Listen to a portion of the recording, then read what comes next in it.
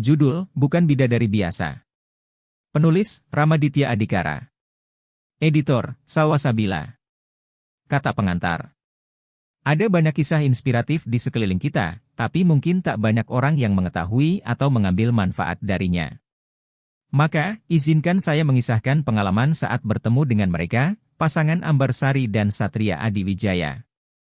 Keluarga yang dikaruniai seorang putri tunanetra bernama Faiza Az-Zahra Ardiagarini, sosok yang kemudian menjadi bagian dari kehidupan saya. Mengapa kemudian saya merasa kisah keluarga ini perlu ditulis? Sederhana saja, agar lebih banyak orang yang mengambil manfaat dan pelajaran dari pengalaman hidup mereka. Seperti saya tulis sebelumnya, Echa, begitu anak dari pasangan di atas biasa disapa, adalah anak berkebutuhan khusus, ABK, dalam hal ini ia menyandang tunanetra alias buta. Alhamdulillah, saya pun seorang tunanetra. Jadi, sebenarnya isi buku ini adalah jeruk minum jeruk, sebab penulisnya tunanetra dan menceritakan kehidupan seorang tunanetra pula. Tidak. Bukan semata-mata karena kebutaannya, atau kenyataan bahwa mereka telah saya anggap sebagai saudara sendiri yang kemudian memantapkan niat saya menulis buku ini. Bacalah, lalu teman-teman akan mengerti betapa kebutaan itu tak lebih dari sekadar cobaan yang Allah berikan, bukan sebuah kekurangan apalagi aib yang harus ditangisi. Namun, kenyataannya masih banyak keluarga yang menangis di luar sana, entah karena diberi karunia anggota keluarga yang juga berkebutuhan khusus, atau karena melihat keluarga dengan ABK lain yang diperlakukan tidak semestinya. Insya Allah, buku ini bisa menjadi pengganti tisu, bukan untuk membasuh air mata kesedihan, tapi menggantinya dengan semangat dan keyakinan bahwa Allah Maha Adil. Bukan Bidadari Biasa, bukanlah buku biografi, sebab usia Echa sendiri masih sangat muda. Biarlah pengalaman terlebih dulu menempa dan mengukir perjalanan kehidupan Echa. Anggaplah buku ini sebagai sebuah jendela, untuk sekadar mengintip kehidupan keluarga Echa yang kemudian dapat kita maknai bersama, tanpa perlu ngobrol seharian atau menunggu kisah Echa difilmkan. Akhir kata, terima kasih untuk keluarga Echa yang berkenan menerima paksaan dari saya untuk menuliskan sekelumit cerita tentang Echa. Saya percaya banyak penulis andal yang mampu membuat naskah jauh lebih baik. Tapi pertemanan yang telah terjalin sejak lama memberanikan diri saya untuk mengatakan bahwa saya adalah penulis yang memahami bagaimana seharusnya pengalaman itu diguratkan dan dihidangkan. So, here goes, Echa. Ini buku pertamamu. Jakarta, 16 November 2022. Ramaditya Adhikara. Daftar isi. 1. Kata pengantar. 2. Daftar isi. 3. Prolog. 4. Bab 1 Anugerah Terindah. 5. Bab 2 Sekolah Pertama. 6. Bab 3 Buah Hati Kedua. 7. Bab 4 Belajar Dalam Cinta. 8. Bab 5 Selendang dan Sayap. 9. Bab 6 Pendidikan Inklusi. 10. Bab 7 Taekwondo. 11. Bab 8 Masalah dan Solusi. 12. Bab 9 Cita-Cita. 13. Bab 10 Bukan Bidadari Biasa. 14. Epilog. 15. Bionarasi penulis. Prolog. Peserta uji tanding taekwondo yang maju selanjutnya. Faiza Az-Zahra Ardiagarini. Tepuk tangan penonton langsung membahana ketika nama atlet uji tanding taekwondo terakhir diumumkan. Semuanya berdebar, menunggu aksi sosok yang saat ini tengah bersiap di belakang panggung. Sementara itu, atlet yang dipanggil namanya barusan tampak gugup. Ia ditemani keluarga inti, juga Sabeum Erwin, sang pelatih taekwondo. Meski begitu, tetap saja anak tersebut belum merasa percaya diri. Mama, aku takut gagal, MA. Gimana kalau kuda-kudaku miring, terus nggak lolos ujian? Tanya si gadis dengan suara lirih. Perlahan namun pasti, Mama menghampiri lalu menggenggam tangan putrinya. Echa, panggil Mama perlahan, kamu sampai sejauh ini saja udah bagus banget. Menang atau kalah nggak penting buat Mama. Kami yang ada di sini. Pokoknya, Echa harus tunjukin yang terbaik. Echa, begitu gadis itu biasa dipanggil, lantas mulai merasakan aliran semangat dari sentuhan dan perkataan Mama. Namun, ada sesuatu yang sangat mengganjal, sebuah pertanyaan yang membuatnya tak dapat mengusir keraguan hingga saat ini. MA, tapi apa mungkin orang buta kayak aku bisa menangin kejuaraan ini? Bisa jadi orang sukses. Semua terdiam. Pertanyaan itu begitu menohok perasaan keluarganya. Namun, tak ingin membiarkan suasana berubah menjadi mellow, sang ayah pun bicara. Echa ingat sahabat Nabi yang namanya Abdullah bin Ummi Maktum, kan? Dia tunanetra, tapi begitu mulia karena diangkat sebagai salah seorang sahabat Nabi. Terus, guru les bahasa Inggris dan komputer kamu tuh, Kak Rama. Dia tunanetra juga, kan? So, ayah rasa nggak ada alasan buat kamu nyerah cuma karena kondisi mata kamu. Ingat cita-cita Echa yang ingin jadi atlet taekwondo tunanetra terhebat dan juga cita-cita kamu yang satu lagi. Echa menarik napas, lalu berkata, jadi ustazah. Serempak yang hadir mengaminkan. Nah, sambar sabum Erwin. Sekarang, Echa udah siap, kan? Biar sabum antar kamu naik ke panggung, selebihnya tergantung bagaimana Echa menyelesaikannya. Mau lari dari gelanggang pertarungan, atau maju sampai akhir. Mama lalu merapikan kerudung dan seragam taekwondo yang dikenakan Echa. Kini, semangat gadis itu pun mulai membara. Sambil menunggu segalanya siap, Echa pun melakukan pomsai. Sembari memainkan beberapa jurus, semangat juga terus dipompanya hingga titik tertinggi. Bismillah, Echa pasti bisa, serunya, sebelum maju ke matras taekwondo. Bab 1. Anugerah terindah. Setiap yang menikah tentu mendambakan kehadiran si buah hati. Sosok mungil yang tak hanya menjadi perwujudan cinta, tapi juga menambah anggota baru dan keseruan dalam keluarga. Salah satu yang merasakan kebahagiaan itu adalah pasangan Satria Adi Wijaya, ayah Dodi, dan Ambar Sari, Mama Ambar. Hari itu, 23 Januari 2008, seorang putri sekaligus anak pertama mereka lahir dengan selamat di Rumah Sakit Mitra Keluarga, Bekasi. Ayah Dodi dan Mama Ambar kemudian memberi nama Faiza Az-Zahra Ardiagarini. Agar lebih mudah disapa, diberikan juga panggilan kecil yaitu Echa.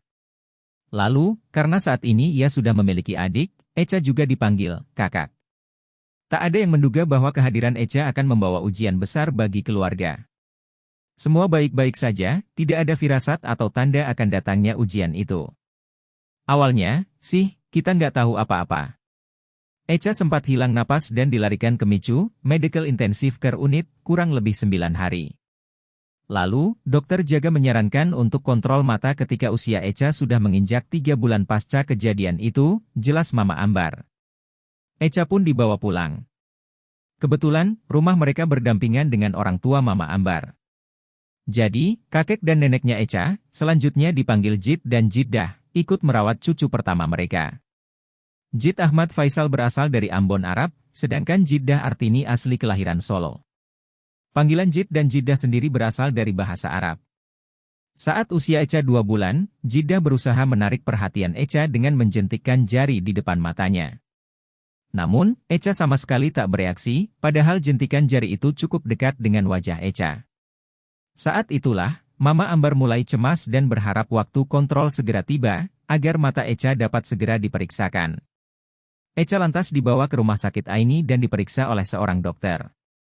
Sepertinya dokter itu menyimpulkan ada sesuatu kelainan, maka dirujuklah ke dokter yang lebih ahli untuk tahu kepastiannya. Namanya Dr. Nila Muluk, dokter ahli tumor mata, kata ayah Dodi. Dokter Nila pun memeriksa kondisi Echa. Beliau menyarankan, untuk memperoleh kepastian maka mata Echa harus dioperasi. Bukan main takutnya Mama Ambar dan ayah Dodi saat itu. Namun, demi memperoleh hasil yang pasti, mereka menyetujui saran Dr. Nila. Operasi pun dilakukan, mata Echa yang sebelah kiri diambil, kemudian dilakukan pemeriksaan dan patologi di laboratorium. Ternyata tidak ada tumor mata, tapi jaringan syarafnya rusak sehingga matanya tak dapat berfungsi. Ada semacam cairan yang menyebabkan jaringan matanya rusak. Untungnya, mata kanan Echa masih bagus hingga tetap bisa dipertahankan. Meski begitu, kenyataan telah ditetapkan Sang Maha Pencipta. Kedua mata Echa tetap tak dapat digunakan untuk melihat isi dunia. Sebuah kenyataan untuk Mama Ambar dan ayah Dodi, bagi Jid dan Jiddah, bahwa putri dan juga cucu pertama mereka harus menyandang status tunanetra. Betapa terpukulnya hati mereka, terutama Mama Ambar yang terus-terusan menangis. Setiap orang tua tentu mendambakan putra-putrinya lahir dalam kondisi sehat dan normal. Namun, mau dikata apa? Echa harus terakhir dalam gelap, selamanya akan menjalani hidup dalam gulita.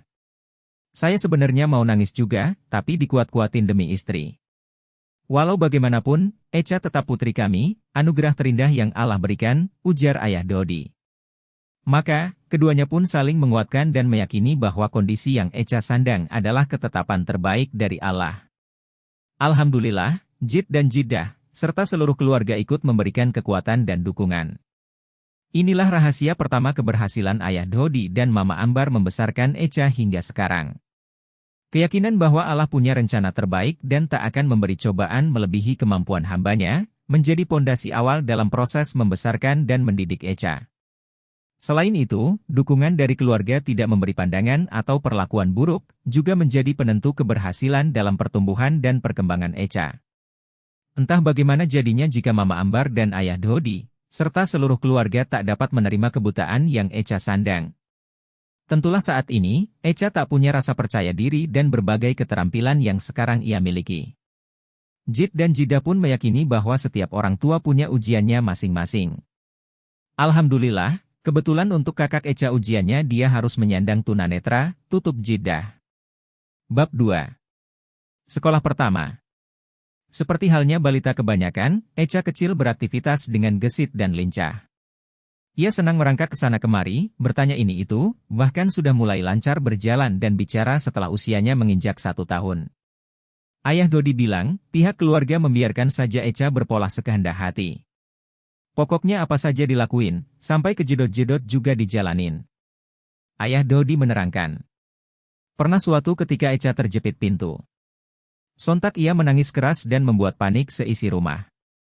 Namun, masih menurut ayah Dodi, ini adalah bagian dari pengalaman dan pembelajaran, supaya Echa tahu berbagai macam rasa dan nantinya lebih berhati-hati.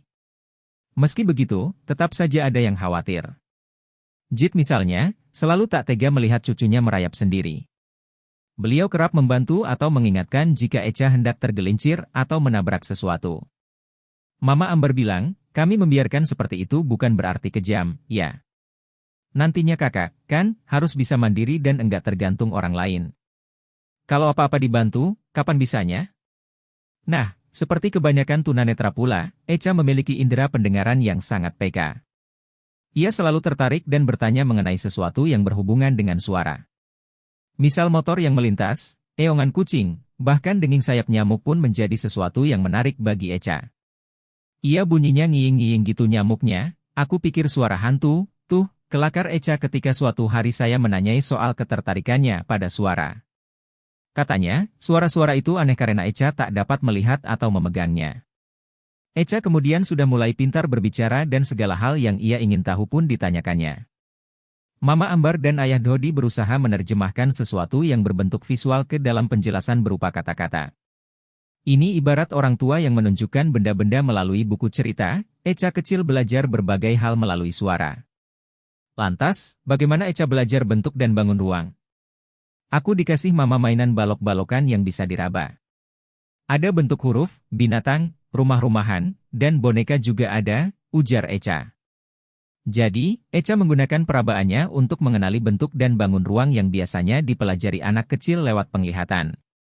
Buntut kucing yang bergoyang misalnya, menandakan kucingnya sedang senang, hal itu diketahui Echa dengan meraba buntut kucingnya yang sedang bergoyang. Sebuah pertanyaan menohok pernah dilontarkan Echa saat gadis itu berusia 2 tahun, Mama, kok, aku gelap ya? Lantas, pada saat itulah Echa mulai tahu bahwa dirinya tunanetra, meski untuk istilah tunanetra sendiri ia belum memahami. Pokoknya, ia tidak bisa melihat karena matanya rusak, itu kenapa semuanya terlihat gelap. Beruntung, usianya masih muda dan tak ada perlakuan diskriminatif dari keluarga, sehingga Echa menerima kabar itu dengan biasa saja tanpa sedih atau kecewa. Begitulah lingkungan rumah Echa yang menjadi sekolah pertama baginya. Sementara anggota keluarga merupakan guru pertama untuk Echa. Betapa keinginan untuk membesarkan Echa menjadi wanita yang cerdas dan solehah begitu terlihat dalam proses pendidikan alamiah ini. Sebagai keluarga muslim yang baik, pendidikan religius adalah hal pertama yang diajarkan Ayah Dodi dan Mama Ambar kepada Echa. Di usianya yang masih sangat dini, Echa sudah diperdengarkan lantunan ayat-ayat suci Al-Quran. Alhamdulillah, Echa memiliki pendengaran yang peka dan kemampuan menghafal cukup bagus, sehingga ia dapat melafalkan ayat-ayat yang didengarnya. Sampai di kemudian hari, ia mampu menghafal juz 30 dengan baik. Pendidikan religius ini pula yang kemudian mendasari cita-cita Echa untuk menjadi ustazah. Selanjutnya adalah pendidikan dalam bersosialisasi. Kami selalu ngajak Echa kemanapun, dikenalin ke siapapun, tanpa peduli kondisi mata Echa tunanetra, kata Ayah Dodi. Kalau keluarga lain merasa malu, justru Mama Ambar dan Ayah Dodi begitu bangga mengenalkan putri pertama mereka itu ke masyarakat. Namanya juga sesuatu yang langka, keberadaan Echa yang tunanetra di lingkungan umum tentu menjadi pusat perhatian. Rata-rata orang memandang aneh, tapi banyak juga yang bersimpati dan mendukung sosialisasi Echa. Pada masa balitanya, Jid dan Jidahlah yang paling sering mengajak Echa jalan-jalan. Tempat Echa belajar dan bermain, kata Ayah Dodi, adalah di mal atau wahana rekreasi. Echa dibiarkan bermain dan mendengarkan berbagai suara di sekitarnya, juga menyentuh barang atau benda yang memang aman untuk disentuh. Ternyata, bakat Echa di bidang tarik suara dan olah gerak juga cukup besar. Mama Ambar dan Jidah yang melihatnya. Pas masih kecil, si kakak suka dikasih selendang. Dia nari-nari sendiri. Seneng banget. Kenang Jidah saat menceritakan tingkah Echa semasa balita. Sementara Jid suka menemani Echa bernyanyi dengan iringan gitar. Suaranya bagus, vokalnya enak didengar, kenang beliau. Sekolah pertama dengan support sistem yang baik telah menjadikan Echa anak periang dan menyenangkan. Nyaris tak tampak ada kekurangan dalam dirinya. Kalaupun ada perbedaan, itu hanya soal fungsi matanya yang hilang, cuma itu saja. Namun, mungkin keadaannya tak akan seperti sekarang jika keluarga mengacuhkan apalagi sampai mengasingkan Echa gara-gara kebutaan yang ia sandang. Mungkin saja saat ini bakatnya tak akan berkembang, lalu Echa hanya mendekam di kamar sambil menangis atau marah-marah. Maka, bukan hanya pribadi penyandang disabilitas yang perlu diperhatikan, tapi bagaimana orang-orang serta lingkungan di sekelilingnya juga harus bersikap positif dan memberikan dukungan secara penuh. Alhamdulillah, Echa mendapatkan semua itu. Bab 3. Buah hati kedua. Mama di sini aja. Echa enggak mau mama pergi. Echa kecil menangis rewel. Ia seakan-akan tahu betapa mamanya sedang kesakitan. Malam itu, 7 Februari 2010, Mama Ambar mengalami kontraksi. Menurut dokter, diperkirakan esok hari adiknya Echa akan lahir. Mungkin karena perasaan Echa yang sangat peka sehingga dapat merasakan apa yang mamanya rasa. Namun, Echa bingung harus melakukan apa hingga dia tak mau melepaskan pelukan ke Mama Ambar. Mau tak mau, keluarga minta dispensasi kepada dokter supaya datangnya beberapa jam sebelum waktu bersalin, padahal sebenarnya malam itu juga Mama Ambar sudah harus menginap di rumah sakit. Maka, hari bersejarah itu pun tiba. Tanggal 8 Februari 2010, menjadi momen kelahiran adiknya Echa, sekaligus putri kedua pasangan Mama Ambar dan Ayah Dodi. Lantas, mereka sepakat memberinya nama, Quensa Nadif Salsabila. Alhamdulillah, Nadif, begitu adiknya Echa dipanggil, lahir dengan fungsi fisik sempurna. Insya Allah nanti bisa jadi mata keduanya si kakak, kata Mama Ambar. Echa yang usianya 2 tahun saat itu sangat gregetan dan penasaran dengan Nadif. Sepulang dari rumah sakit, Mama Ambar langsung mengejarkan Echa dengan merabakan tangannya ke anggota tubuh Nadif yang sedang berbaring. Hidung, mata, telinga, dan anggota tubuh lainnya semua diraba dengan penuh antusias oleh Echa. Sebelumnya, Echa hanya tahu anggota tubuh orang dewasa. Wajar saja dia menjadi gemas dan selalu ingin menguyel-uyel sosok mungil adiknya.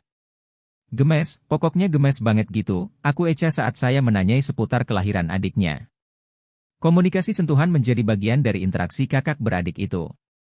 Kemanapun Nadif pergi, Echa tak pernah mau lepas darinya. Ya, bahkan saat Mama Ambar mengeloni Nadif, Echa juga ikut tidur di sampingnya. Mama Ambar pun kerap memakaikan baju kembaran untuk kedua putrinya agar terlihat lucu dan serasi. Ayah Dodi mengakui bahwa dirinya sempat khawatir Nadif di kemudian hari mungkin merasa malu atau tak bisa menerima kondisi kakaknya. Ya, kayak di sinetron-sinetron gitu, katanya sambil berseloroh. Hal itulah yang kemudian mendorong Mama Ambar dan Ayah Dodi untuk membangun interaksi dan komunikasi yang baik di antara kedua putrinya. Sejak kecil, Nadif udah diajarin gimana kondisi kakaknya. Alhamdulillah interaksi mereka pun bagus, ya, karena emang dari dulu lengket terus dan kayaknya secara alami udah pada saling memahami, kata Mama Ambar. Nadif dan Echa tumbuh makin besar. Ternyata, mereka juga punya sifat yang nyaris sama, periang, penyayang, dan suka menolong siapa saja. Nah, satu sifat yang sangat menonjol dari Nadif adalah ia sangat pengertian. Ia cenderung suka mengalah dan sangat memahami kebutaan yang disandang kakaknya. Nadif sangat inisiatif. Ia selalu sigap menuntun Echa jika sedang bepergian dengan keluarga. Saat beraktivitas di rumah, jika Echa membutuhkan sesuatu, Nadif akan langsung mengambilkan untuk kakaknya. Jid dan Jiddah sampai kagum karena sifat pengertian Nadif itu terlihat begitu murni, seolah sudah menjadi bawaan sejak lahir. Nadif dan Echa juga bermain layaknya kakak beradik kebanyakan. Ya, karena dua-duanya perempuan, tentu saja permainannya adalah mainan anak perempuan seperti main ibu-ibuan atau masak-masakan. Selain itu, keduanya suka bermain dengan kucing. Si Belang, kucing betina yang jinak dan lucu, juga si Cimoet, anaknya si Belang, menjadi teman bermain Echa dan Nadif. Satu hal yang sangat disyukuri keluarga, adalah aura positif yang dibawa Echa dan Nadif saat bermain bersama. Anak-anak tetangga pun senang bermain dengan mereka, tanpa merasa canggung apalagi memedulikan kebutaan yang Echa sandang. Ya, baru ketahuan kalau Echa terpeleset atau menabrak sesuatu. Mama Ambar bilang, keduanya nyaris tak pernah bertengkar. Rebutan mainan, boneka, atau makanan tak pernah terjadi di antara keduanya. Kalaupun bertengkar, itu jarang sekali terjadi dan biasanya karena hal sepele. Ya, mungkin pas Echa dikasih tahu atau dinasihatin Nadif moodnya lagi jelek, jadi si kakak ngambek, deh. Ya, gitu aja sih berantemnya, Mama Ambar menjelaskan. Namun, lain lagi kalau mereka sedang berargumen, terlebih saat keduanya sudah sama-sama menjadi gadis. Enggak ada, deh, yang mau ngalah, jadi kami dudukin dua-duanya dan kami tanya apa permasalahannya. Habis itu, pada minta maaf terus pelukan, deh, ujar Mama Ambar. Ya, Nadif adalah mata kedua bagi Echa. Sifatnya yang pengertian, ditambah pendidikan tentang cinta dan komunikasi yang diajarkan orang tuanya menjadikan Nadif salah satu support system yang baik dalam keluarga. Jadi, apa yang pernah ditakutkan ayah Dodi itu amat wajar dirasakan setiap orang tua. Namun, komunikasi yang baik dan aura cinta yang melingkari setiap aktivitas, insya Allah dapat menjadi pengikat yang erat antar anggota keluarga agar tetap saling memahami dan saling menerima. Enggak, tuh, aku enggak pernah malu. Rasa malunya aja kayak gimana aku enggak kepikiran, tutup Nadif ketika saya mengutarakan sebuah pertanyaan yang umum ditanyakan pada anggota keluarga yang memiliki saudara atau saudari penyandang disabilitas, kamu malu enggak punya kakak seperti Echa? Bab 4. Belajar dalam cinta. Assalamualaikum. Selamat datang di TK Yuda, kakak Echa. Bu Ruri menyambut salah satu murid barunya dengan ramah, lalu Echa membalas salam gurunya itu dengan ramah pula. Jadi, ini sekolahan Echa, ya, Ma? Asyik, seru Echa sambil berjingkrak dan memasuki ruang kelas. Setelah 5 tahun belajar di rumah, akhirnya Echa memulai pendidikannya di sekolah reguler. Awalnya, Mama Ambar sempat ragu apakah putrinya bisa membaur dengan murid-murid lain. Namun, Ayah Dodi dan anggota keluarga lain terus memberi dukungan. Sampai akhirnya, mereka memilih TK Yuda sebagai tempat bersekolah Echa. TK Yuda sendiri letaknya tak terlalu jauh dari rumah, jadi Mama Ambar bisa antar jemput putrinya dengan mudah. Keputusan Mama Ambar dan Ayah Dodi memasukkan Echa ke sekolah umum memang tidak seluruhnya mendapat persetujuan. Ada beberapa orang yang meragukan Echa dapat beradaptasi dengan lingkungan anak yang tak menderita gangguan penglihatan. Nanti gimana kalau nggak bisa ngikutin pelajaran? Terus gimana kalau ada anak yang jahil atau ngeledekin? Tanya salah seorang di antara mereka. Ternyata Mama Ambar punya alasannya sendiri. Kami ingin Echa bersekolah layaknya anak-anak lain. Memang besar tantangannya, tapi demi kemajuan Echa, kami yakin ini yang terbaik, jelas Mama Ambar. Ada yang menyarankan Echa disekolahkan di SLB, sekolah luar biasa, tapi Mama Ambar merasa Echa sanggup mengikuti sekolah umum. Ini berkaca dari pengalamannya mengasuh si kakak selama 5 tahun di rumah, karena keluarga sudah mengajari Echa untuk bisa membaur dengan masyarakat sekitar. Beruntung, salah seorang kenalan mempertemukan Mama Ambar dengan Bu Ruri, salah satu pengajar di TK Yuda. Awalnya beliau merasa kaget karena ada murid tunanetra yang ingin sekolah di tempatnya, tapi melihat ekspresi Echa yang begitu antusias, hatinya pun luluh. Kakak Echa itu kenes banget. Saya bisa merasakan aura kasih sayang dan keinginan belajar dari wajahnya, kenang Bu Ruri. Maka, Echa pun mengikuti pelajaran di kelas seperti halnya murid-murid lain. Bernyanyi, berhitung, bahkan aktivitas menggambar juga diikutinya. Kakak Echa itu seneng banget menggambar dengan krayon. Biarpun belepotan, dia tetap semangat, loh, kata Bu Ruri. Melihat semangat Echa itu, teman-temannya pun ikut membantu. Mereka mengarahkan tangan Echa saat mewarnai juga mengganti krayon dengan warna yang lain ketika Echa terus-terusan menggambar dengan warna yang sama. Saat hendak cuci tangan, ambil wudhu, atau ke toilet, teman-teman Echa dengan senang hati mengantarkan.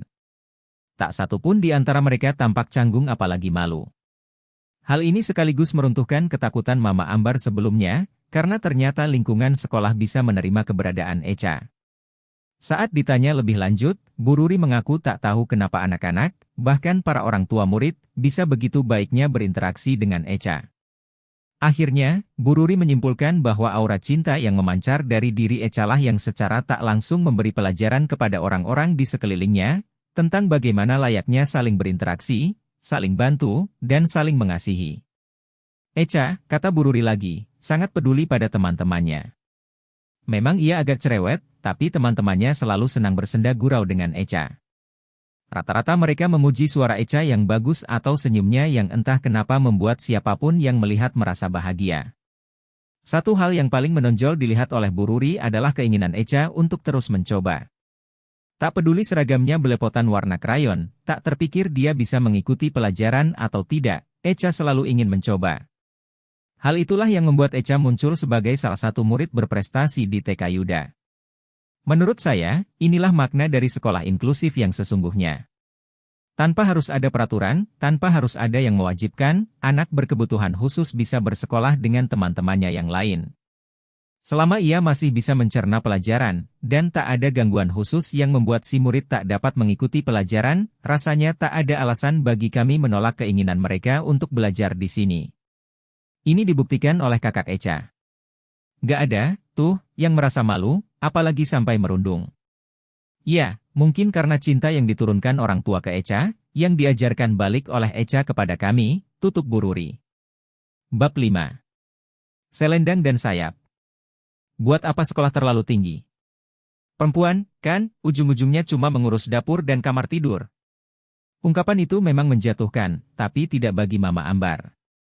Ia justru terpacu untuk menggembleng Echa tumbuh menjadi perempuan yang cerdas sekaligus berakhlak mulia. Mama Ambar bilang, seorang ibu adalah guru pertama bagi anak-anaknya. Bayangkan jika Echa tidak dibekali pengetahuan yang cukup, mau jadi apa nanti? Seperti halnya kesatria yang membutuhkan senjata dan perisai untuk berperang melindungi sesama, Echa yang mulai tumbuh besar pun membutuhkan selendang dan sayap, agar menjadi bidadari mumpuni. Selendang dan sayap yang Mama Ambar maksud adalah ilmu pengetahuan, baik jasmani maupun rohani. Itulah kenapa Echa diikutkan banyak kegiatan les dan ekstrakurikuler. Hal pertama yang Ayah Dodi dan Mama Ambar lakukan adalah mencari guru baca tulis Braille. Meski bersekolah di sekolah umum, Echa tetap harus belajar bagaimana caranya membaca dan menulis seperti tunanetra yang lain. Mereka lalu mendatangi PSBN, Panti Sosial Bina Netra, Cahaya Batin yang berada di Cawang, Jakarta Timur.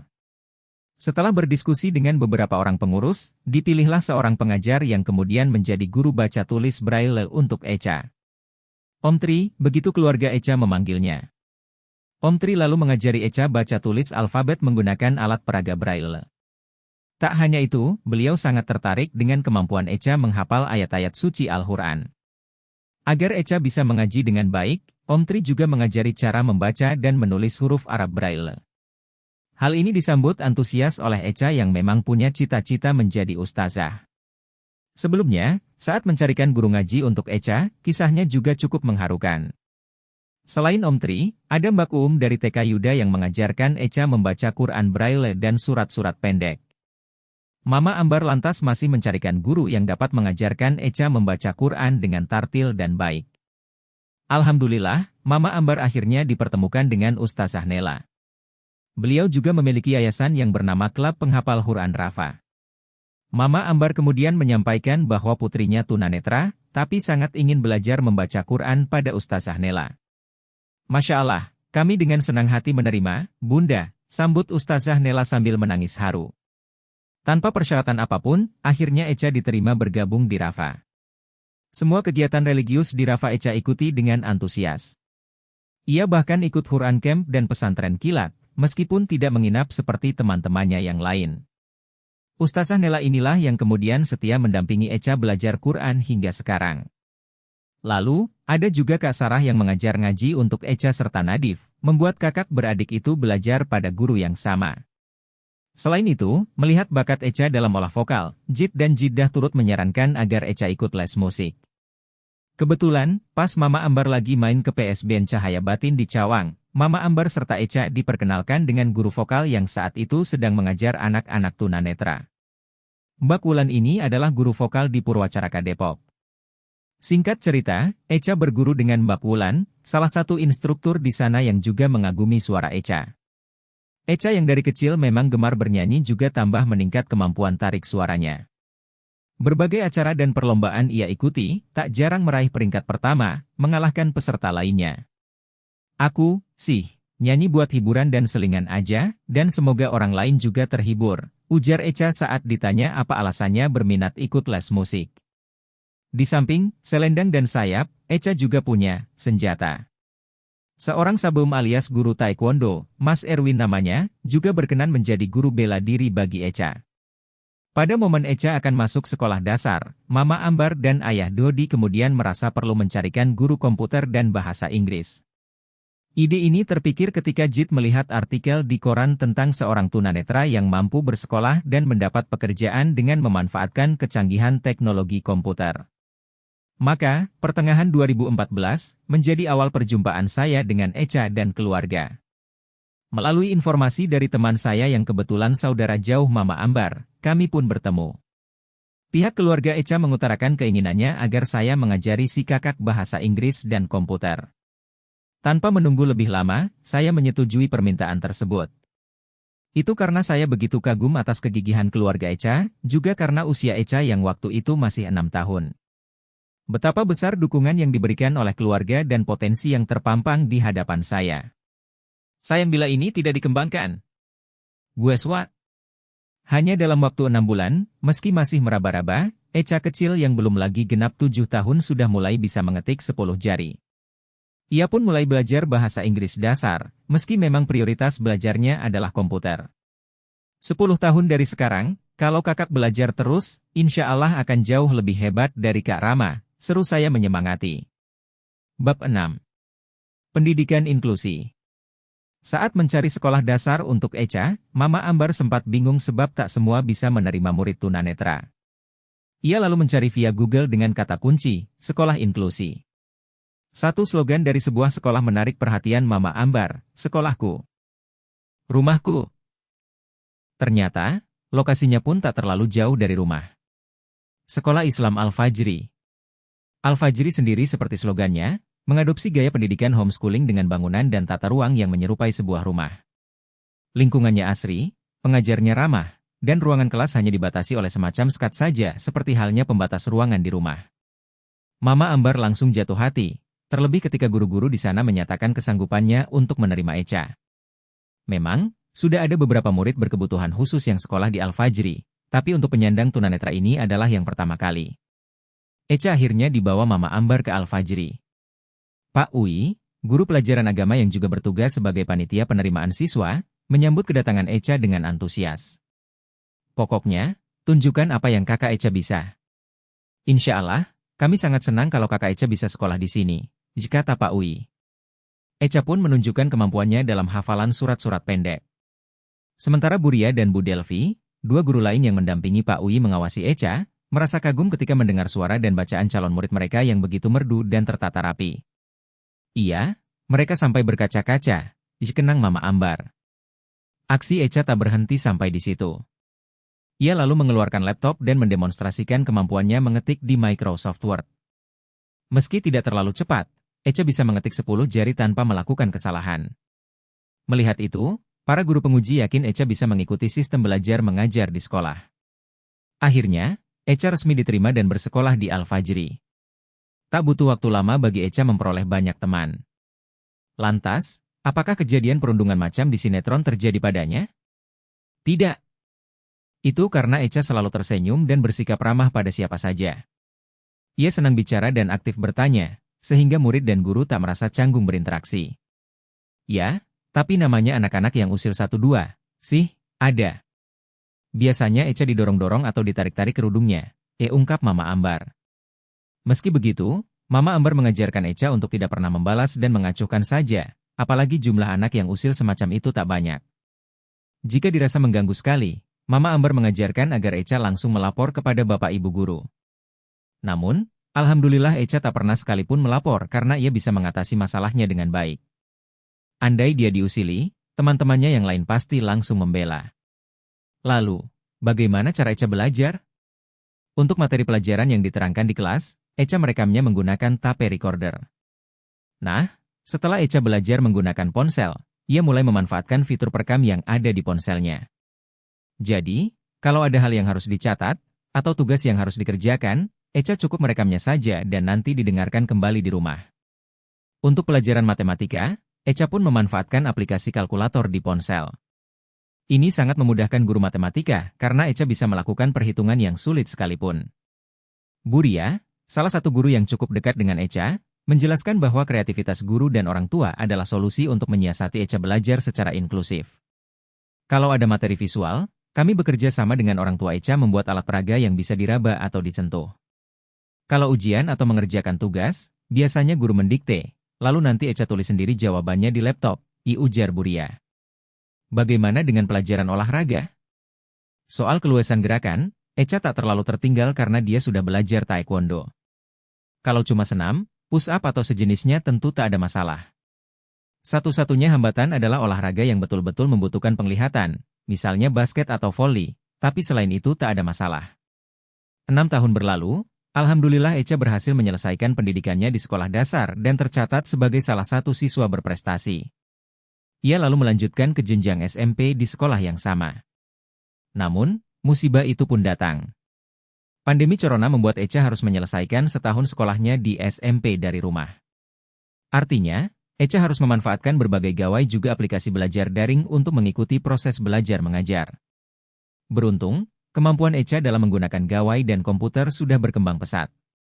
Ia tak mengalami kesulitan untuk mengoperasikan Zoom atau Google Meet. Mama Ambar hanya sesekali saja membantu bila ada absensi atau pekerjaan yang memakai Google Classroom. Betapa senangnya Echa saat sekolah sudah mengizinkan untuk belajar luring. Pas ketemu teman-teman jadi seru gitu, bisa ngegosip lagi, di kelakar Echa yang sudah tumbuh menjadi seorang gadis. Insya Allah, Echa tetap bersemangat untuk sekolah dan menyelesaikan pendidikannya di universitas nanti. Aku mau ambil jurusan psikologi, serunya antusias. Pengalaman Echa ini menjadi bukti bahwa anak berkebutuhan khusus, ketika disupport oleh keluarga dan sekolah, ternyata mampu mengikuti proses belajar mengajar dengan baik. Suka atau tidak, hambatan itu pasti ada, tapi semua akan lebih mudah diatasi terutama jika siswa didiknya punya kemauan yang besar untuk sekolah. Interaksi dalam pergaulan juga kerap menjadi momok bagi sebagian besar orang tua dan murid didik. Perundungan atau ledek-ledekan adalah bagian dari keseharian anak-anak. Lagi-lagi itu adalah hal yang tak terhindarkan. Namun, percayalah selama attitude murid berkebutuhan khusus itu baik dan didukung oleh pengawasan guru serta orang tua, kejadian semacam di sinetron itu bisa dikurangi. Seberapa besar? Itu tergantung sekali pada si anak membawa diri di antara teman-temannya. Echa tergolong beruntung karena 2 sekolah yang sudah ia tempati, TK Yuda dan Sekolah Islam Al-Fajri, sangat terbuka menerima dirinya. Bagaimana pengalaman Echa saat SMA dan kuliah nanti? Kita tunggu cerita selanjutnya dari Echa. Bab 7. Taekwondo. Ingat ya, Kakak Echa. Pasang kuda-kuda yang kuat, beri hormat, lalu keluarkan jurus dengan mantap. Sabe Erwin memberi pengarahan. Sementara di hadapannya, Echa mulai mengikuti apa yang diperintahkan. Ia bersiap memasang kuda-kuda sambil mengepalkan tangan di samping badan, lalu memberi hormat, dan memperagakan jurus-jurusnya. Chariot, Kyongri, Sijak. Halaman rumah Echa seketika menjadi seru dengan teriakan dan tendangan. Meski tidak melihat, serangan jurus-jurus Echa mantap mengarah ke Sabe Erwin sebagai sasarannya. Sejak SD, Echa memang sudah tertarik dengan jenis bela diri ini. Entah mengapa, Ia selalu bersemangat tiap kali mendengar teman-teman sebayanya mengikuti ekstrakurikuler taekwondo. Kayaknya seru gitu. Dan unik aja, kan? Kalau tunanetra kayak aku bisa taekwondo? Itu keren. Echa menyerukan alasannya ikut bela diri yang mengutamakan kaki sebagai alat untuk menyerang. Mama Ambar diperkenalkan dengan Saboom Erwin itu dari seorang temannya Mama Ambar, Bu Hani namanya yang kebetulan anaknya penyandang disabilitas tunarungu Nadia namanya. Singkat cerita Saboom Erwin akhirnya punya murid penyandang disabilitas ada dua, yang satu tunarungu dan yang satunya lagi tunanetra. Saya sama sekali nggak membedakan murid, apakah dia penyandang disabilitas atau tidak. Ya, sebisa mungkin tidak ada pengecualian. Cara saya mengajar adalah memposisikan diri seperti kakak Echa, jadi saya tahu kira-kira murid tunanetra belajar taekwondo. Tuh, kayak gimana? Ujar Saboom Erwin menerangkan caranya melatih Echa. Tidak hanya menyukai kegiatan tersebut, ternyata Echa juga tertarik dengan berbagai filosofi dalam taekwondo. Sabuk putih contohnya, tuh, menggambarkan kesucian dan kemurnian, katanya. Selain itu, Echa mengaku punya wadah untuk mengalirkan perasaannya, sesuatu yang menurut ia susah diungkapkan dengan kata-kata. Saat Echa sedang sedih, marah, atau galau, perasaan semacam itu langsung hilang ketika ia melakukan Poomsae. Ini adalah rangkaian jurus serang dan pertahanan yang dilakukan secara bebas, jadi Echa bisa mengeluarkan jurus-jurus yang pernah diajarkan sesuka hatinya. Saboom Erwin pun tak mengalami kesulitan berarti. Menurutnya, Echa punya potensi yang sama dengan taekwondoin lain. Kuda-kuda, arah langkah, dan gerakan jurus. Itu tiga hal yang menjadi fokus saya, sebab semua gerakan itu diawali dulu dari langkah, jelas Saboom Erwin. Echa biasanya berlatih di halaman rumah. Latihan dibuka dengan pemanasan seperti push-up, sit-up, bahkan split. Semakin berkeringat, Echa mengaku dirinya semakin bersemangat. Meski begitu, kadang ia suka kesal jika kena hukuman karena jumlah push-up dan sit-up yang diperintahkan Saboom Erwin menjadi 2 kali lipat. Biarpun berat, Echa tak pernah sekalipun ingin menyerah.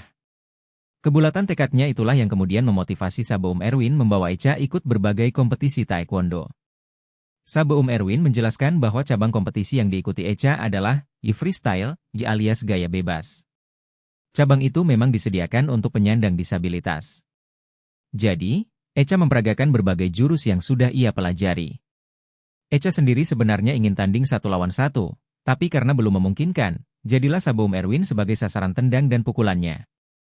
Berbagai kejuaraan pun Echa ikuti, tapi yang paling meriah adalah ketika dirinya meraih medali emas di kompetisi taekwondo yang digelar di Bandung, September 2022 silam. Saat masuk ke gelanggang, penonton langsung diam. Echa yang berada dalam kondisi fokus pun memperagakan kebolehannya. Begitu selesai, semua yang hadir langsung gegap gempita. Sebab meski tidak melihat, gerakan-gerakannya bagus dan terarah. Walau begitu, bukan berarti Echa tak menemui hambatan. Terkadang langkahnya miring atau tendangannya mengarah ke sasaran yang salah. Ia bahkan sampai mau menangis ketika Saboom Erwin meledeknya. Jikalau kakak Echa miring lagi nanti nggak lulus ujian, loh? Terkadang, masih menurut Saboom Erwin, Echa suka diam di tempat kalau sedang bingung atau melamun. Alasannya adalah karena Echa takut melakukan kesalahan. Ini juga menjadi tantangan bagi Saboom Erwin untuk membangkitkan keberanian murid tunanetranya itu. Intinya taekwondo telah menjadi bagian yang lekat dengan keseharian Echa. Ya, bukan berarti si kakak jadi suka menendang ke sana kemari, tapi berbagai kebaikan serta filosofi taekwondo yang dipelajarinya menjadikan Echa gadis yang punya karakter. Setelah kejuaraan nasional, langkah berikutnya adalah ikut kompetisi tingkat internasional. Doain, ya, Desember 2022 ini aku mau ujian sabuk hitam. Bab 8. Masalah dan solusi. Tak terasa, Echa sudah menjadi seorang gadis. Artinya, tanggung jawab dan permasalahan yang akan dihadapi pun semakin besar. Mama Ambar memberi wejangan selayaknya ibu kepada anak gadisnya. Selain mengajarkan berbagai hal tentang kewanitaan, Mama Ambar mulai mewanti-wanti agar Echa sudah mulai dapat mengurus keperluannya sendiri. Hal-hal yang dirasa masih menjadi kekurangan pun secepatnya harus dapat diatasi. Soal mengurus ruangan, Echa memang sudah menguasainya. Melipat selimut, mengembalikan bantal pada tempatnya, dan yang semacamnya itu sudah bukan masalah. Namun, seperti halnya gadis kebanyakan, sekarang Echa jadi punya keinginan untuk merias diri. Selain Mama Ambar, Nadif adalah sosok yang langsung turun tangan mengajari Echa tata busana. Bagaimana mengenakan kerudung yang baik, memilih pakaian yang serasi, bahkan merias wajah dengan maskara dipelajari Echa. Nadif dan Echa kerap berlama-lama di depan cermin. Keduanya memang kompak dalam soal rias-merias. Nadif, dengan bantuan Mama Ambar, sebisa mungkin mengarahkan Echa supaya ketika memakai bedak atau pelembab tidak terlalu berlebihan dan sesuai takaran. Asalkan terlihat segar, nyaman, serta rapi itu sudah cukup. Ingat kakak mau jadi ustazah, kan? Jadi, mulai sekarang full pakai kerudung, ya, Kak? Mama Ambar mengingatkan. Selanjutnya adalah persoalan dapur. Meski kebanyakan orang memandang ini hal berbahaya, mau tidak mau Echa memang harus belajar. Membuat nasi goreng, telur ceplok, dan hidangan lainnya diajarkan Mama Ambar. Echa juga ikut memotong bahan baku yang mudah dipotong, serta berurusan pula dengan pisau dan air panas. Ia kerap ditertawakan Nadif karena bentuk potongannya lucu-lucu. Walau susah, Echa tak pernah mau berhenti. Supaya lebih aman, ia memakai serbet dan celemek untuk lebih melindungi dirinya. Soal rasa dan kualitas? Pokoknya yang utama sekarang bukan enak atau tidak, tapi pengalaman yang Echa peroleh. Begitu kata Mama Ambar. Menjelmanya Echa jadi seorang gadis ternyata juga diiringi oleh perkembangan emosionalnya. Ia suka ngambek atau menangis sendiri jika dirasa ada hal yang menyentuh perasaan. Bukan iri atau cemburu, tapi ia hanya ingin melihat apa yang anak-anak lain lihat. Pernah suatu ketika, ia membuang begitu saja lembar tugas matematika di kelas. Sontak gurunya kaget. "Zahra, kenapa itu tugasnya dilempar?" Ditanya bu guru pada Echa yang di sekolah disapa Zahra. Ternyata, Echa malu karena merasa tak sempurna mengerjakan tugasnya. Andai ia melihat, mungkin saja tugasnya selesai dengan lebih sempurna. Nah, jika sedang dilanda galau semacam itu, Mama Ambar biasanya akan bicara dengan sangat lembut, memberi ujangan dan nasihat agar putrinya sadar bahwa ia masih punya banyak kelebihan. Ada, kok, teman-teman kakak yang nggak jago nyanyi, komputer, apalagi taekwondo. Mama Echa mengingatkan. Masalah berikutnya adalah keberanian dan rasa percaya diri. Saat belajar bahasa Inggris dan komputer dengan saya misalnya, Echa suka takut menjawab, takut salah katanya. Ada perasaan tak enak, khawatir jika salah ia akan diledek atau ditertawakan. Saya bilang, jikalau kakak Echa tidak berani menjawab, selamanya tidak akan tahu hasilnya. Jawab aja, Kak. Kalau benar, Kak Rama bilang benar, kalau salah ya tinggal diperbaiki. Begitu petuah yang sering saya ucapkan jika Echa berhenti di tempat. Ya, salah itu bukan masalah, tapi stuck di tempat itulah masalah yang lebih menakutkan. Alhamdulillah, Oktober 2022 ini salah seorang guru ngaji Echa mengajaknya tampil mengisi sesi motivasi. Sejak itulah, kepercayaan dirinya jadi lebih menonjol. Sekarang ketakutannya merespons persoalan juga sudah mulai berkurang. Itulah beberapa permasalahan yang kini Echa hadapi. Alhamdulillah, ia pun sudah menemukan solusinya. Meski belum teratasi sepenuhnya, setidaknya Echa tahu mana kelemahan dan kelebihan dalam dirinya. Apakah semua itu masalah yang berat? Well, yang dapat saya katakan adalah ini, bayangkan dirimu seorang gadis, lalu tutup mata dan cobalah mengurus diri sendiri. Saat hatimu bergetar karena takut dan syukur, sesungguhnya kau telah menyadari dan mengambil pelajaran dari hal itu. Bab 9. Cita-cita. Tak kuasa Echa membendung air matanya saat ia merasa takut berada di tempat asing, lantas orang-orang berbicara menggunakan bahasa yang sama sekali tidak ia mengerti. Namun, bukan itu alasan utamanya menangis, melainkan karena haru bahagia Echa bisa mengunjungi Mekah dan Madinah untuk menunaikan ibadah umroh.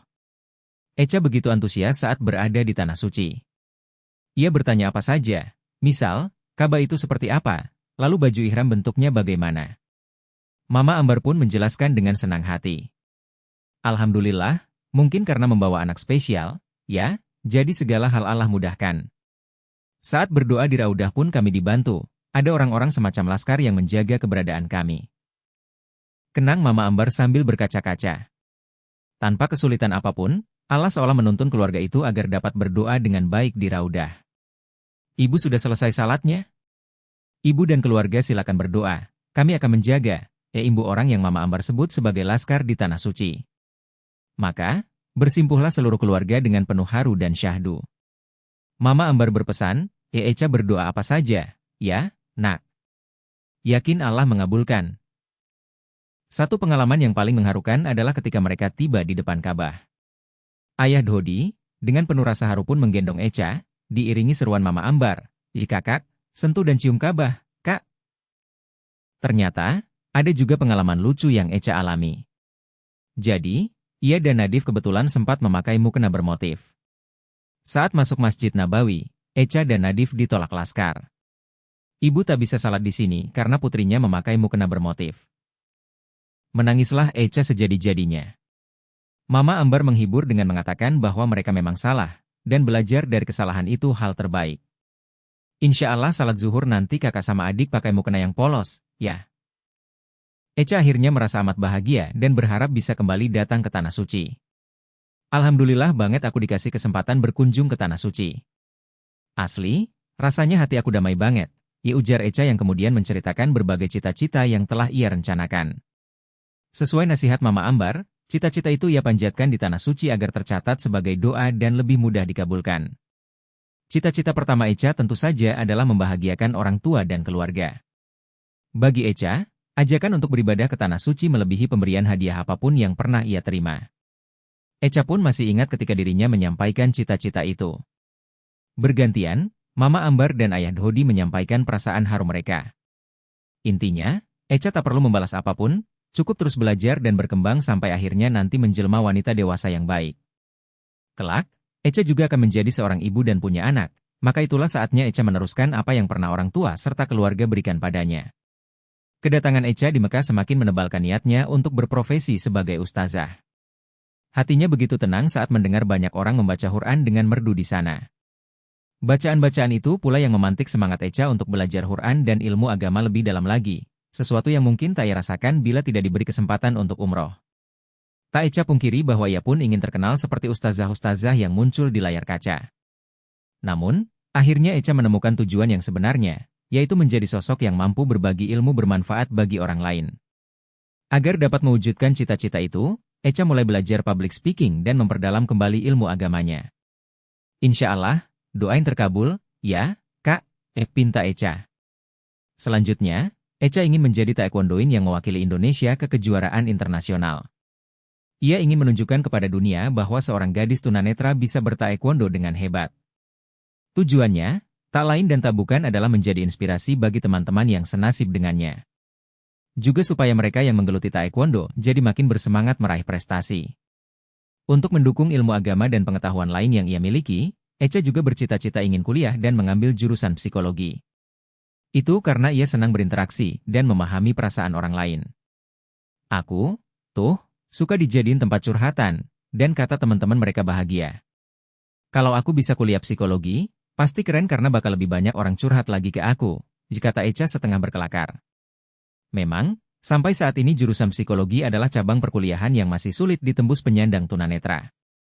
Namun, setidaknya dengan menuliskan cita-cita itu di sini, keinginan Echa dapat terkabulkan lewat cara yang tak disangka-sangka. Echa pernah mendengar dari Pak Ui, guru agamanya, bahwa salah satu tempat yang jika berdoa akan diijabah adalah Mekah. Maka, saat ada di sana Echa tak menyia-nyiakan kesempatan. Sebenarnya ini hal yang disampaikannya secara rahasia, tapi tak ada salahnya jika saya tuliskan di sini agar banyak yang mengaminkan dan insya Allah dikabulkan cita-citanya. Semoga Allah mempertemukan aku dengan jodoh yang baik, kalau bisa seorang ustaz. Bab 10. Bukan bidadari biasa. Akhirnya kita tiba di penghujung cerita. Well, sebenarnya masih ada epilog, tapi bab ini akan menutup rangkaian perkenalan kita dengan sosok Echa. Hal yang mungkin ditanyakan adalah, mengapa saya menyebut Echa sebagai bidadari? Bidadari umumnya digambarkan sebagai sosok yang memesona dan punya berbagai kelebihan. Jika ada kekurangan, mungkin hanya satu atau dua saja. Analogi bidadari ini adalah yang berada di dunia, sebab bidadari surganya Allah tentu tak dapat dibandingkan dengan wanita manapun. Kelebihan bidadari yang paling mudah dilihat orang adalah parasnya yang rupawan. Saya percaya, meski tak dapat melihatnya, Echa adalah sosok yang cantik lahir batin. Cukuplah saya tahu Echa mengenakan hijab, sebab bagi saya wanita tercantik adalah mereka yang berhijab atas nama Allah. Lalu, umumnya bidadari itu punya suara merdu dan pandai bernyanyi. Ini pun dimiliki oleh Echa, lalu semua itu disempurnakan oleh kemampuan dan kebiasaannya membaca ayat-ayat suci Al-Quran. Bidadari seperti halnya putri bangsawan, mempunyai ilmu pengetahuan dan kecerdasan di atas wanita rata-rata. Bagaimana dengan Echa? Lihatlah. Saat masih belia saja, ia sudah menguasai bahasa Inggris dan ilmu komputer, meski masih pada tataran dasar.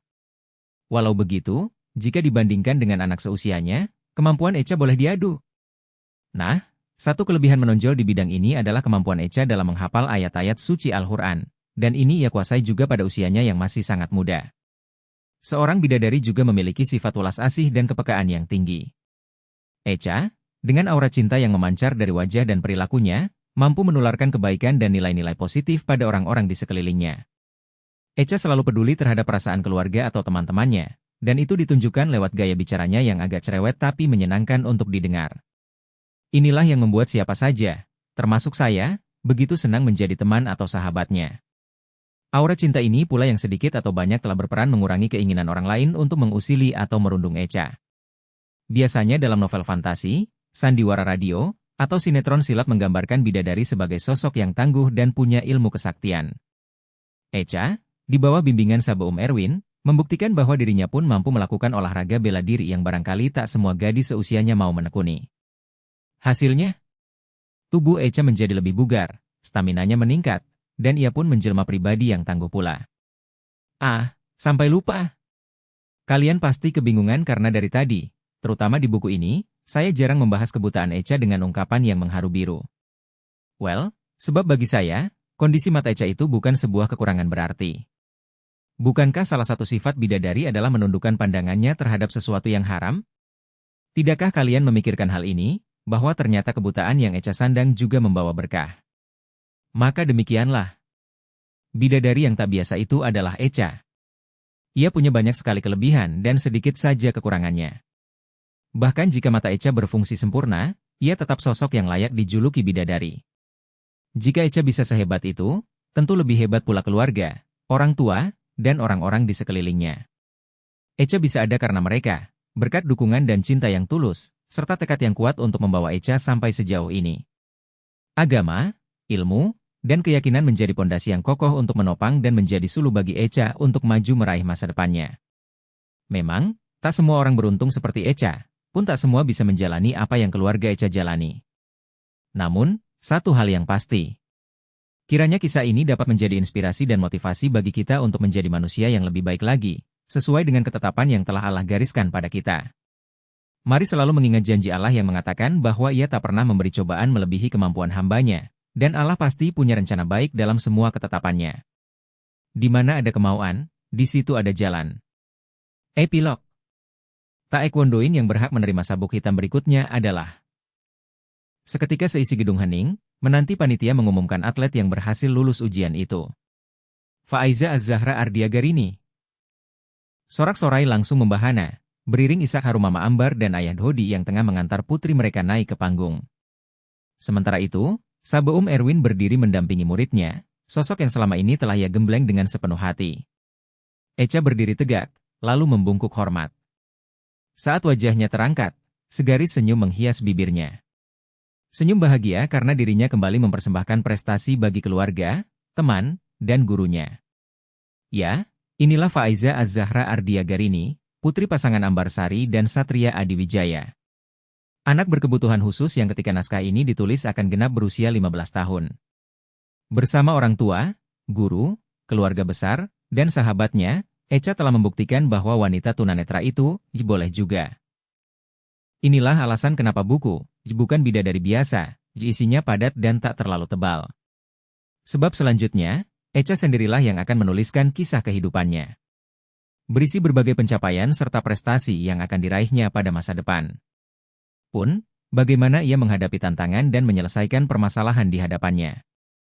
Lalu, seperti apa nantinya jodoh yang akan mendampingi dan menyempurnakan hidupnya. Akan kemanakah langkah Echa selanjutnya? Seperti apa sepak terjangnya ke depan nanti? Ini adalah sesuatu yang sangat ditunggu. Namun, setidaknya sekelumit kisah kehidupannya telah membawa pelajaran bagi kita semua. Tentang kekuatan sebuah keluarga yang menjalani hari-hari dengan cinta dan kasih sayang atas nama Allah. Prestasi yang Echa raih di panggung ujian taekwondo ini hanya sebuah permulaan. Masih banyak potensi dan bakat terpendam yang dapat diasah dari si putri sulung ini. Meski terkadang masih ragu-ragu dan ngambek di sana-sini, insya Allah semua akan dapat diatasi seiring kematangan dan kedewasaan yang Echa peroleh bersama waktu. Pada akhirnya, ini menjadi pelajaran bagi kita semua. Jika Echa dan keluarganya bisa, kenapa kita tidak? Walau berbeda porsi cobaan dan ujiannya, itu bukan masalah, Sebab bagaimana cara dan usaha kita menyelesaikan cobaan dan ujian itulah yang terpenting. Echa sendiri tak akan berhasil tanpa dukungan orang di sekelilingnya, begitu pula dengan kita. Maka, mari bergandengan tangan dan saling mendukung untuk melangkah ke masa depan. Hingga berakhirnya tujuan hidup dan mati kita. Selamat berjuang, Echa! Kami nantikan kisah hidupmu selanjutnya. Tentang penulis. Rama, begitu nama sapaannya, adalah seorang tunanetra kelahiran Semarang, 3 Februari 1981. Kebutaan yang disandangnya sejak kecil tak menyurutkan semangatnya untuk belajar dan berkarya. Pada tahun 1997, Rama mulai menulis kisah hidupnya dalam huruf Braille, hingga akhirnya berhasil mendirikan blog tunanetra pertama di Indonesia, www.ramaditya.com. Saat ini, Rama bekerja sebagai jurnalis teknologi di www.detik.com. Ia juga pernah menjadi kolumnis majalah Hot Game, 2003, kontributor koran Bekasi Kini, 2006, dan penulis lepas Mobile Magazine, 2007. Buku pertama Rama adalah sebuah autobiografi berjudul The Blind Power, Berdamai dengan Kegelapan. Ia pun mulai menulis novel remaja, dan karya tulisnya yang kedua berjudul Mata Kedua, 2013. Selain aktif di dunia kepenulisan, laki-laki yang hobi main game dan baca novel fantasi sains fiksi ini mendedikasikan dirinya di dunia pendidikan, khususnya bagi remaja. Rama sering diundang sebagai motivator oleh berbagai sekolah, kampus, dan perusahaan di Indonesia. Kini ia mengajar sebagai dosen Politeknik Alp3I Pondok Gede, Bekasi. Untuk mengisi waktu luangnya, suami dari wanita bernama Isya Oktaviana ini berkumpul dengan komunitas Order 66 Star Wars Indonesia. Berbagai aktivitas Rama dapat ditonton melalui channel YouTube miliknya yang beralamat di www.youtube.com Ramadiaski Walker. Jika ingin mengikuti berbagai kegiatan Rama, silakan kunjungi blog pribadinya di www.ramaditya.com, Tumblr.com atau langsung follow Instagramnya di Ramaditya. TTL, Semarang, 3 Februari 1981. Alamat, Perumahan Jati Agung I Blok B3 Nomor 6 Jati Bening Baru, Bekasi 14021. Telepon, 081316584313.